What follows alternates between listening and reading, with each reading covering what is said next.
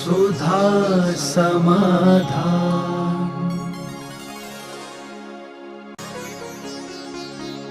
नमोस्तु गुरुदेव। धार्मिक अनुष्ठानों में परिस्थितिवश हिस्सा ना ले पाना क्या अंतराय कर्म का बंध मानी? देखो, कर्म का उदय तो निश्चित है।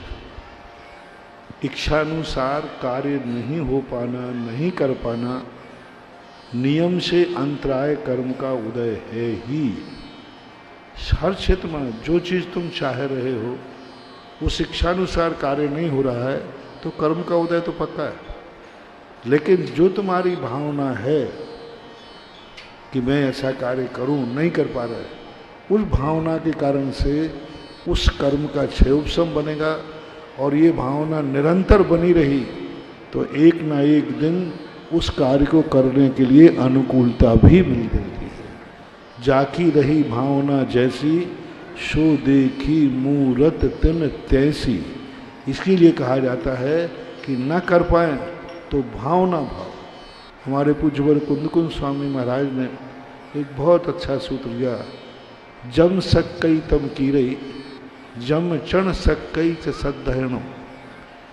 जो शक्य है वह तो करो, लेकिन जिसको नहीं कर पा रहे हो उस पर श्रद्धा करो, उसको करने का भाव करो। इससे एक दिन वह करने की शक्ति जाग जाएगी।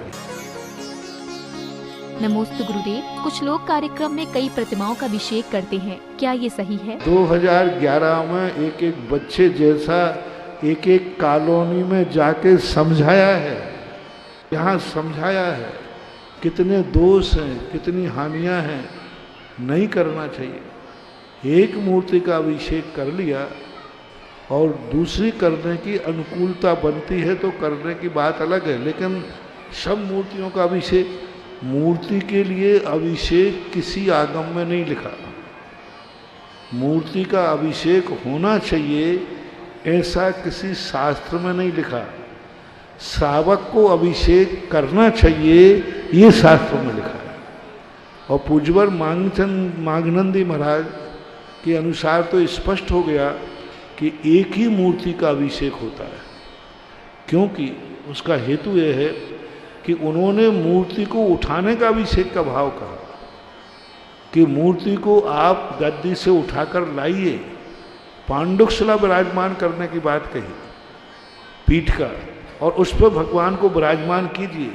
इससे सिद्ध है कि अनेक मूर्तियों के मध्य में जिस मूर्ति का हम अभिषेक करना चाहते हैं उसको पांडुकशिला पर विराजमान करो। मूल वेदी पर यदि अपन करते हैं तो उस समय हमें उसकी स्थापना करना पड़ती है उतनी देर के लिए, तो ये नहीं होना चाहिए। गंधोदक के लिए भगवान का अभिषेक किया जाता है, भगवान के लिए नहीं। भगवान के लिए अभिषेक नहीं करना, गंधोदक के लिए अभिषेक करना। और गंधोदक अपन एक मूर्ति का मिल गया, ठीक है। कुछ कदाचित कभी मान लीजिए ऐसा भाव आया कि लोग सभी मूर्तियों का अभिषेक, समाज की व्यवस्थाएं बनाई गई, तो कुछ कदाचित बात अलग है, लेकिन निरंतर अनुशासनहीनता करना ठीक नहीं। और सबसे बड़ी चीज़ है अनुशासनहीनता नहीं होना चाहिए। नमोस्तु गुरुदेव। पिताजी को मस्तिष्क रोग है, क्या उनकी संलेखना करा सकते हैं? देखो, उनकी स्थिति जैसी है, वो यदि नहीं समझ रहे हैं तो हम उनसे जबरदस्ती नहीं करा सकते। संलेखना जोशपूर्वक, होशपूर्वक ली जाती है। उनको जबरदस्ती हम त्याग करा दें, वो अंदर से घुट जाएंगे, उनका वैराग्य भाव तो रहेगा नहीं। हाँ, समझने में आए तो थोड़ी बहुत समझा सकते हैं, और वो गाली आदि देते हैं, समझा ही सकते हैं। बाकी उनको उपयोग में एकाग्रता न होने से उनको उतना पाप नहीं लगेगा जितना सामान्य को लगता है। नमोस्तु गुरुदेव। सभी तीर्थंकरों की जन्म से निर्माण तक की क्या एक ही व्यवस्था होती है? व्यवस्था का अर्थ क्या? नियोगी व्यवस्था। 5 कल्याणक वालों की जितनी व्यवस्थाएं हैं सब नियोगी हैं। सभी तीर्थंकरों की सदा एक समान ही होती। स्थान 15 महीने तक रत्न वृष्टि होती है तो सबकी होती है। जितने रत्न बरसते हैं उतने बरसते हैं, सबकी व्यवस्था नहीं। पांडुकशिला पर अभिषेक होता है तो होता है, तो उनकी जो नियोगी क्रियाएं हैं वे सभी ढाई द्वीप के सभी तीर्थंकरों के साथ एक समान ही होती हैं, उनमें कोई अंतर नहीं। क्षेत्र का अंतर होता है, कोई कहीं जन्मता कोई कहीं, लेकिन व्यवस्था एक सी होती है। नमोस्तु गुरुदेव। बड़े बड़े देव, मुनिराज एवं साधु संतों के होते हुए मंदिरों में छत्र, मूर्तियां आदि चोरी चली जाती हैं, वे रक्षा क्यों नहीं करते? आपको राष्ट्रपति मालूम? राष्ट्रपति का, राष्ट्रपति स्वयं की रक्षा नहीं कर सकता, क्योंकि उसमें स्वयं की रक्षा करने के राष्ट्रपति हथियार नहीं रख सकता, बंदूक नहीं रख सकता। कोई मारे तो मर सकता है, लेकिन राष्ट्रपति मार नहीं सकता। ये राष्ट्रपति का प्रोटोकॉल है। उसकी रक्षा करने वाले कौन होते हैं? बॉडीगार्ड। इसी प्रकार भगवान अपनी रक्षा नहीं करते, अपने छत्र की रक्षा करते नहीं। उन मंदिर में यदि चोरी होती है, राष्ट्रपति को कोई नुकसान पहुंचाता है, तो केस राष्ट्रपति पे नहीं चलता, बॉडीगार्ड पे चलता है। तुम कहाँ थे? इसी प्रकार मंदिर में कोई चोरी होती है तो भगवान और हम दोषी नहीं हैं, तुम कहाँ थे? Also bodyguard. श्रावक का जुम्मा है, श्रावक बॉडीगार्ड है, श्रावक रक्षक है। भगवान को रक्षक बना लिया, वो तुम्हारे बाप के नौकर है जो तुम्हारी रक्षा करते रहे। राष्ट्रपति कभी अपनी रक्षा नहीं करता, और राष्ट्रपति कभी बॉडीगार्ड की भी रक्षा। राष्ट्रपति पे संकट आता है तो राष्ट्रपति बॉडीगार्ड कहे साहब मुझे बचाओ, नहीं, राष्ट्रपति बॉडीगार्ड को भी नहीं बचाएगा, स्वयं को भी बचाने का उसके पास कोई उपाय नहीं है। लेकिन बॉडीगार्ड जरूर राष्ट्रपति को बचाता है, स्वयं भी बचाता है। इसलिए मंदिरों के जो भक्त श्रावक होते हैं, इनका कर्तव्य है कि इनको रात भर, तुम्हारे समाज को रात भर मंदिरों में कायदा से चौकीदारी करना चाहिए। ड्यूटी ये है मंदिरों की चौकीदारी। एक एक दो दो घरों के परिवार की चौकीदारी बनना चाहिए। कम से कम शिवनगर में कितने लोग हैं? घर कितने हैं? 700 घर हैं। तो एक दिन में ये दो दो परिवार भी यदि जागें कि रात भर दो परिवारों की ड्यूटी ये है, तो ये कायदा से मंदिरों में जब चोरी हो तो वहाँ की समाज पर केस होना चाहिए। तुम कहाँ थे? महाराजों को ड्यूटी, महाराजों का यही काम है कि महाराज को तो महाराज को उठा ले जाए तो नहीं बोले। वो जितना महान आदमी होता है, शक्तिमान होता है, वो स्वयं की रक्षा करने में, आज प्रातःकाल ही मैंने कहा था, ये हमारे रक्षक नहीं हैं, हम इनके रक्षक बनना है। ये हमारे बॉडीगार्ड नहीं हैं, हम इनके बॉडीगार्ड हैं। तुम क्या बना रहे हो? ये हमारे बॉडीगार्ड है, नहीं, हम इनके बॉडी, ये हमारे रक्षक नहीं हैं, हम इनके रक्षक हैं। यही तो गलत धारणा बना दिया है लोगों ने कि भगवान सबके रक्षक है। नहीं, भगवान का रक्षक मैं हूँ। राष्ट्रपति बॉडीगार्ड की रक्षा नहीं करता, बॉडीगार्ड राष्ट्रपति की रक्षा करता है। बड़ा कौन है यहाँ? बड़ा कौन है? भगवान। छोटा कौन है? तुम। तो तुम्हारे लिए रक्षा करना है, कल से ड्यूटी संभालो। नमोस्तु गुरुदेव। कहते हैं मन चाहा मिले तो प्रभु कृपा और अनचाहा मिले तो प्रभु इच्छा, इसमें कितनी सच्चाई है? नहीं, ये आपकी बनाई हुई नीति गुण कहानियां हैं, सिद्धांत नहीं। भगवान की कोई इच्छा नहीं होती, भगवान की कोई मर्जी नहीं होती। मर्जी उनकी होती है जिनको मर्ज होता है। भगवान की वही मर्जी है जो तेरी अर्जी है, वही भगवान की मर्जी है। नमोस्तु गुरुदेव। तीर्थंकर एवं चक्रवर्ती पद तो हम जानते हैं, कामदेव पद कैसे पहचाने? कामदेव के पद की पहचानने के लिए कोई विशेष अलग से संकेत तो नहीं मिले कि वह माता जब जन्म लेती है वह 4 या 3 स्वप्नों का उल्लेख मिलता है। बाकी अलग से कोई ऐसे संकेत नहीं मिल रहे जिनके जैसे चक्रवर्ती शस्त्र के माध्यम से आदि के माध्यम से जाना जाए। कामदेव का ऐसा कौन सा चिन्ह है जिस चिन्ह से उनको चिन्हित किया जाए, ये शास्त्रों में कहीं देखने को नहीं मिल रहा है।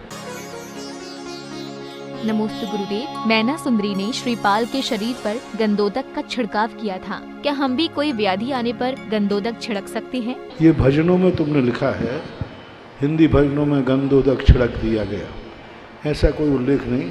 गंधोदक को लगाने का ही उल्लेख मिलता है। और दूसरा उल्लेख मिलता है गंधोदक की वंदना।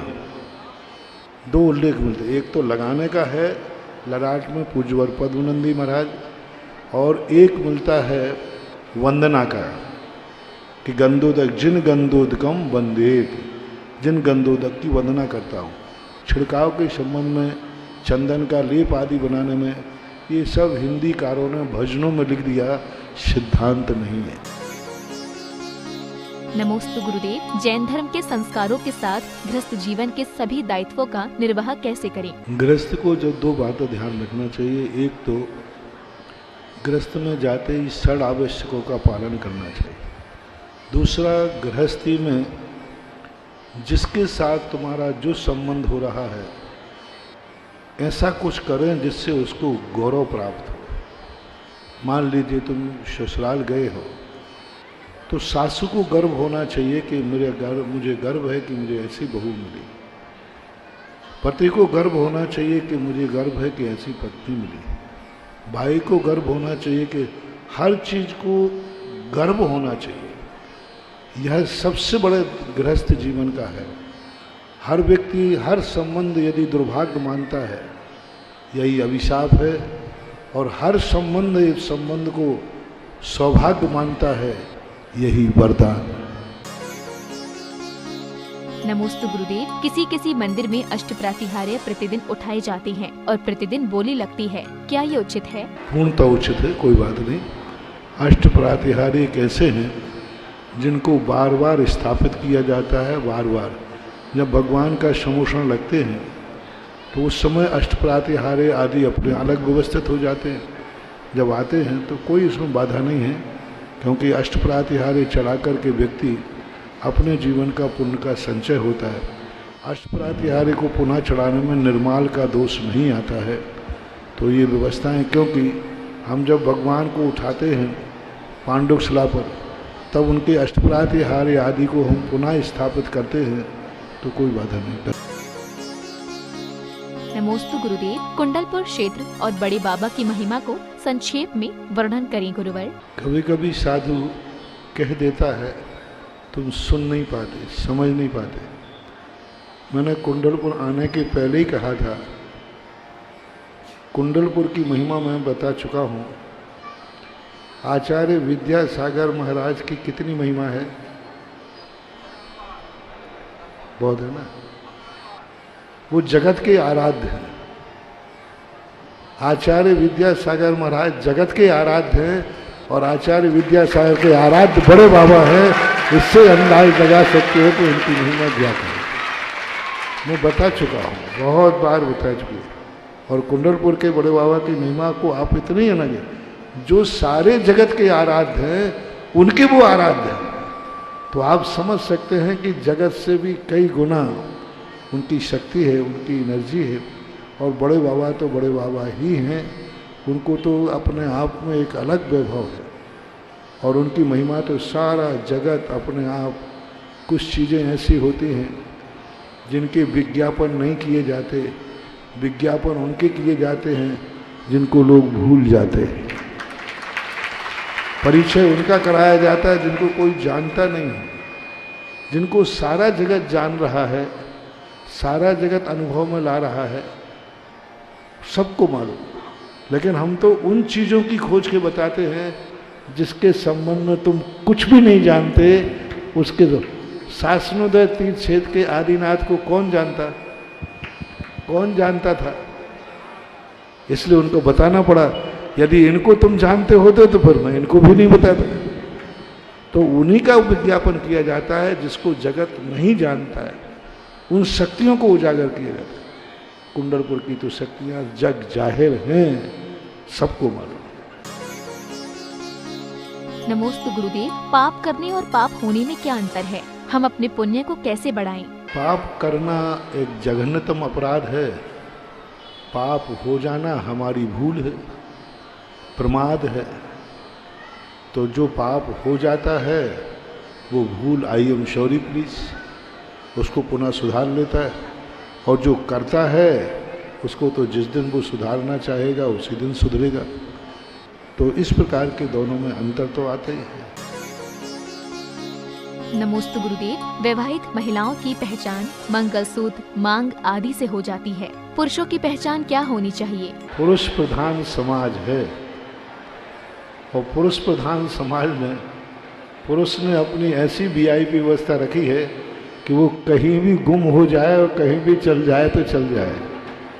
और स्त्रियों के लिए ऐसे बंधन बांध दिए। अभी मैंने कहा था कि उनके लिए भी ऐसे कोई बंधन नहीं है कि कोई संकेत ऐसे मिलते हों। और आप लोगों के लिए मैं क्या बंधन बांधूं? सीधी बात है, मूर्ख आदमी के लिए चिन्हित किया जाता है, ज्ञानी को स्वयं समझदार होना चाहिए। तुम पुरुष हो, यदि तुम्हें भी चिन्हित किया जाए तो तुम में और स्त्रियों में फिर क्या अंतर रहेगा? पुरुष को खुद अपना आदर्श इतना होना चाहिए कि वह अपनी आदर्शता दिखाए कि मैं किस उम्र का हूँ, मेरे साथ कितने संबंध जुड़े हुए हैं। उनके आचार और विचारों से ही पता किया जा सकता है। अलग से चिन्हित करने का तो एक ही तरीका है जो मैंने कहा था कि सुबह उठ कर के धोती दुपट्टा पहनो, भगवान का अभिषेक करो।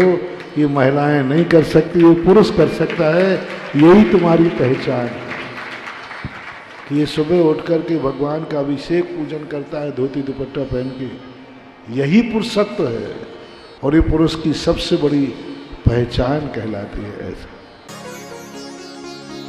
नमोस्तु गुरुदेव। किसी कार्यक्रम में संगीतकार एवं भजन गायक विधान पूजन कराते हैं तो उन्हें भी पुण्य मिलता है क्या? आपका अभिप्राय क्या है? आपका अभिप्राय के ऊपर आधारित है।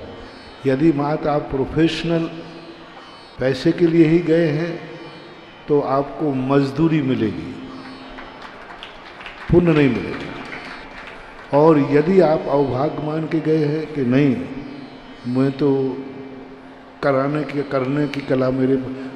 कला मेरे पास है, अतः मैं इस कार्यक्रम में 4 चांद लगाऊं, लोगों का अधिक से अधिक मन लगाऊं, लोगों को अधिक से अधिक धर्म ध्यान हो, इस भाव से गए हैं तो बराबर आपको कार्य का पुण्य लगेगा। लेकिन यदि मात्र आजीविका की यदि दृष्टि है तो मजदूरी मिलेगी, पुण्य नहीं। सुधा समाधा